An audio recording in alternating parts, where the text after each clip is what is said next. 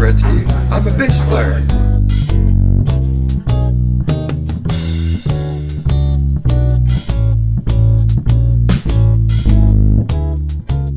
Bert Turetzky, how are you, sir? I'm very happy to be here. Oh, it's such an honor at ForBassPlayersOnly.com after interviewing over 200 bass players, including Nathan East and Bob Magnuson and so many others, and I'm asking them about their training and their musical upbringing, and they say, oh yes, well I studied with Bert Turetzky.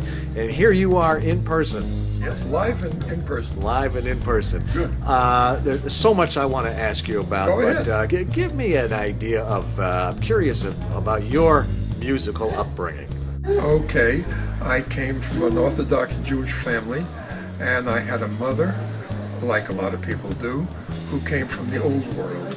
And she remembered these klezmorim who went from town to town and just were sort of wandering minstrels.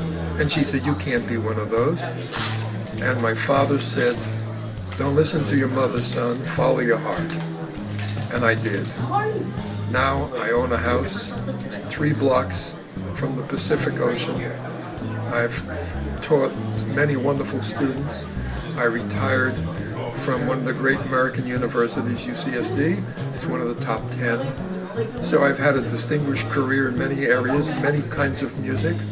Usually, in fact, not to boast, because I'm not a braggart, but I've played probably more different kinds of music than any bass player I know.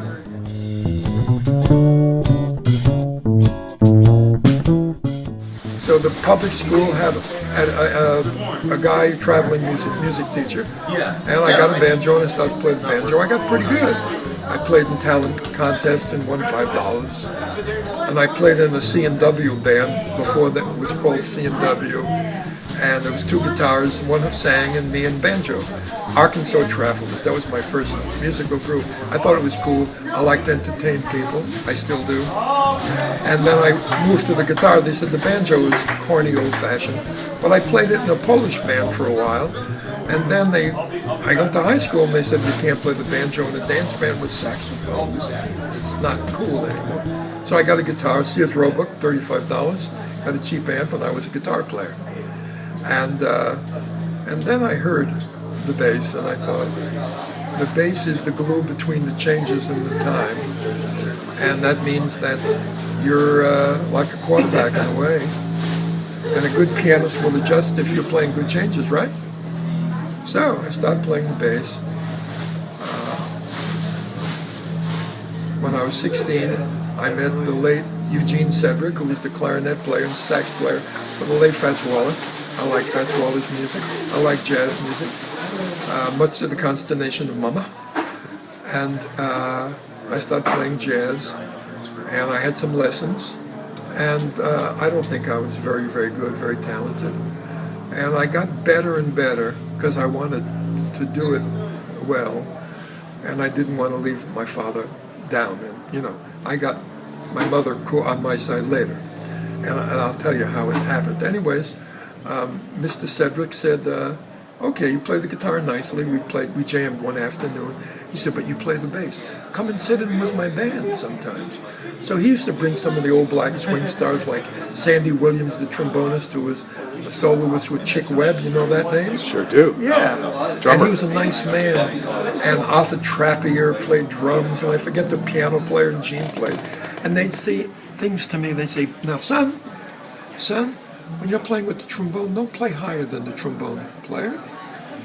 Play under him, help him. Ah, thank you. Listen to the hi-hat, man.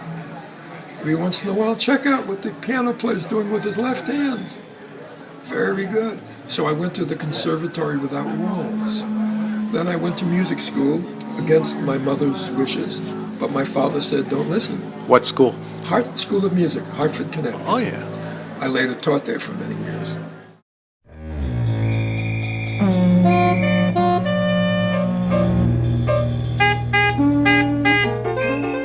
I started playing with a lot of the fine jazz musicians around Hartford. There were many. Emil Richards, Joe Porcaro, they became famous in California. Wayne Andre, the great trombonist. Some very fine saxophone players. Dave Mackay, the great pianist. And we got to be friendly. Well,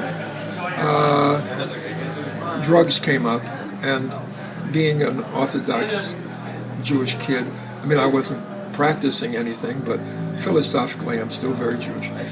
And I just couldn't understand screwing up my life with that drugs. If I played a good chorus or I played a good line, that was enough of a high for me. I didn't need any help, okay? So I went to New York, and I thought I was going to move in on the big cats. I was young and stupid.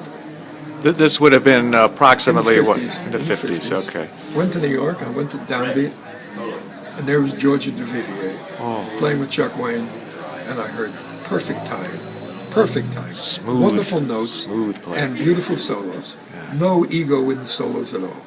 Great section player, and I said, well, I can't do that. Yeah. And then Mingus came over, and I walked up to him and I said, I'd like to talk to you about lessons. He said, come on outside, man. I went outside, and he said, have you done Simandl too? I said, yes, sir. And have you studied counterpoint? I said, yes, sir. How far did you go? Harmony. I said, well, I went to chromatic and harmonic harmony and a little 12th tone, but that's all. Okay, and blah, blah, blah, and he really gave me a grilling. Okay, we can do it.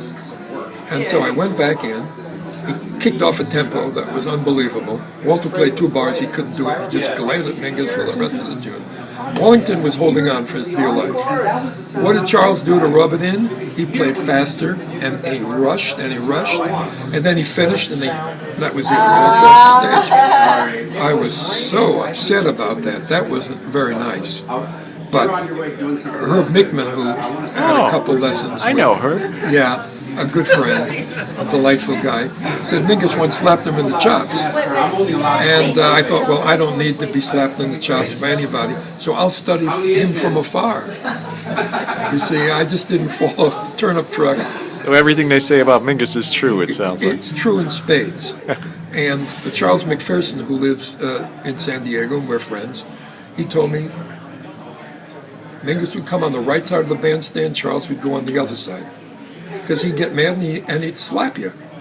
So Dolphy carries a knife, and you didn't mess with him, you see. But Charles would try to mess, but Dolphy would laugh at him. It was wonderful. And the night we were there, he pulled the G-string way off the thing, which I learned some tricks from, and he and Dolphy were doing a bass clarinet and a high bass duet. It was screeching like old ladies at each other. It was cool. And I've played some of his music. I recorded Goodbye Pork Pie Hat on Finidar Records, an offshoot of Atlantic. And the late Ilhan Mimarolu of Atlantic called him up on telephone. He said, a bass player recorded Goodbye Pork Pie Hat. What did he do that for? It's a saxophone piece. He said, Charles, it's a very good 4-track version of your piece, done with great respect and everything else. I would deem it a favor if you'd come down and listen. Okay, I'll come down. It's a saxophone piece. So he came down. It's a nice version. I make a canon out of the tune. One is playing pizzicato, the other one's playing Ponticello arco. Anyway, he listened. I threw in a couple quotes to check him out, like Black and Blue, and a couple other tunes that he would know from his youth. And he said, it's good. The guy's classical. He can play. This cat can play. Now, give him the double Monterey album as a gift. Tell him I want to play this piece. Okay, Charles, thank you very much. Are you going to put it out on a record? Yeah. Great.